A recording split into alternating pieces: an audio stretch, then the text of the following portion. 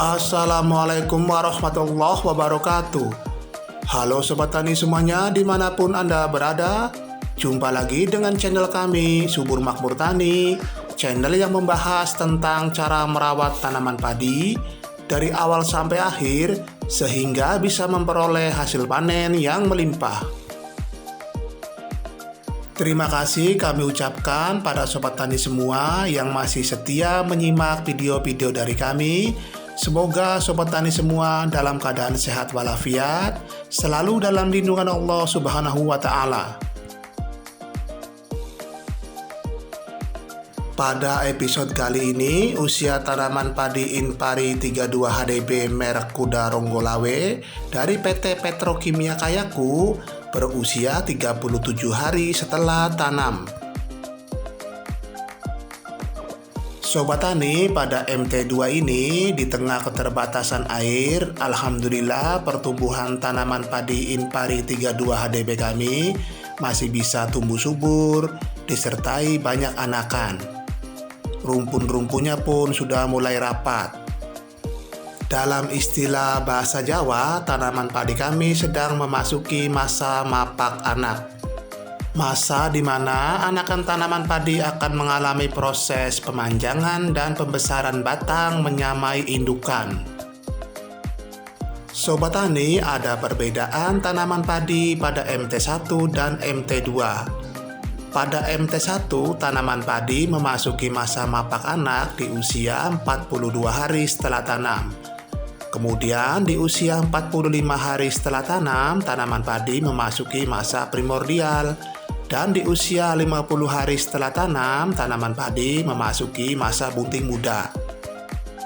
Sedangkan pada MT2, tanaman padi memasuki masa mapak anak di usia 37 hari. Kemudian di usia 40 harian, tanaman padi sudah memasuki masa primordial. Dan di usia 45 hari, tanaman padi memasuki masa bunting muda.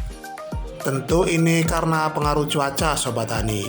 Pada MT1, tanaman padi sering diguyur hujan.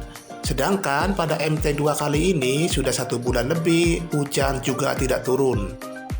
Kami hanya bisa terus berharap Sobat Tani agar stok air irigasi masih tetap ada, supaya bisa terus mengaliri atau minimal menyiram tanaman padi kami, agar tanaman padi kami tidak mengalami kekeringan. Di sini terlihat lahan sawah kami sudah tidak ada airnya Sobat Tani, tapi tanah sawah masih tetap basah. Itu artinya tanah sawah kami bisa menyimpan air cukup lama, karena di dalam tanah sawah kami banyak mengandung bahan-bahan organik dan juga mengandung mikrobia menguntungkan. Sehingga tanah sawah kami bisa tetap gembur dan subur walaupun kekurangan air. Efek lainnya bisa menjadikan tanaman padi banyak anakan. Sobat Tani, di usia 37 HST ini, daun-daun tanaman padi warna hijaunya agak sedikit memudar. Itu karena kandungan nitrogen yang kami aplikasikan melalui pemupukan kedua sudah habis terserap oleh tanaman. Sebagian habis menguap. Sebelum tanaman padi memasuki masa bunting muda atau di usia 45 hari, sebaiknya kita harus bisa menjaga agar tanaman padi tetap hijau dan segar. Agar di masa bunting muda nanti proses fotosintesis menjadi maksimal. Untuk itu di usia 37 HST ini kami akan melakukan pengaplikasian pemberian unsur hara nitrogen, yaitu dengan mengaplikasikan pupuk urea subsidi yang mengandung nitrogen 46%. Pemberian pupuk urea sendiri dalam 1 kali musim tanam sebaiknya dilakukan 3 kali Sobat Tani, agar lebih efisien. Karena sifat dari pupuk urea sendiri yaitu mudah larut, mudah hanyut, dan juga mudah menguap. Pengaplikasiannya pun tidak perlu menggunakan dosis yang banyak. Kami sendiri menggunakan dosis untuk lahan per 1000 meter persegi yaitu sekitar 8 kg.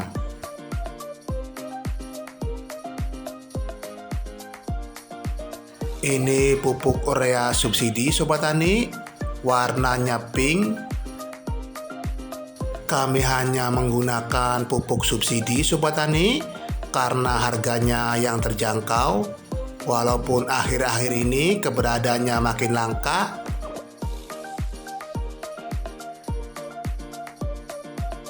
pada pemupukan yang ketiga ini kami tidak mengaplikasikan unsur hara, fosfat, dan kalium.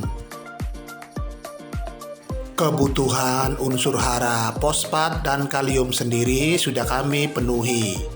Karena keberadaan kedua unsur hara tersebut terkandung di dalam pupuk NPK Ponska subsidi yang sudah kami aplikasikan pada saat pemupukan yang pertama dan pada pemupukan yang kedua. Kita taburkan saja secara tipis-tipis dan merata. Dengan diaplikasikannya unsur hara nitrogen di saat tanaman padi berusia 37 HST, maka nanti di saat umur 45 HST atau di saat tanaman padi bunting muda, maka daun-daun tanaman padi akan terlihat hijau dan segar. Sehingga proses fotosintesis nanti akan berjalan maksimal dan penyaluran makanan pun akan lebih optimal. Setelah pengaplikasian penaburan pupuk urea, usahakan lahan sawah kita airi. Jika dirasa tanaman Sobat Tani ketika memasuki masa generatif memerlukan penambahan unsur hara, fosfat, dan kalium, bisa dilakukan dengan mengaplikasikan unsur hara, fosfat, dan kalium melalui penyepraian, karena akan jauh lebih efektif. Di samping kebutuhan akan unsur hara, Sobat Tani juga jangan lupa selalu mengontrol tentang keberadaan hama dan penyakit. Sehingga tanaman padi Sobat Tani akan tetap tumbuh subur dan sehat. Oke Sobat Tani, sekian dulu video kali ini, semoga bermanfaat. Nantikan video-video kami selanjutnya tentang cara kami dalam merawat tanaman padi. Terima kasih bagi Sobat Tani yang sudah subscribe, dan bagi yang belum subscribe dimohon like, komen, dan subscribe serta nyalakan notifikasi tombol loncengnya agar kami bisa terus berbagi pengalaman dalam bertani tanaman padi.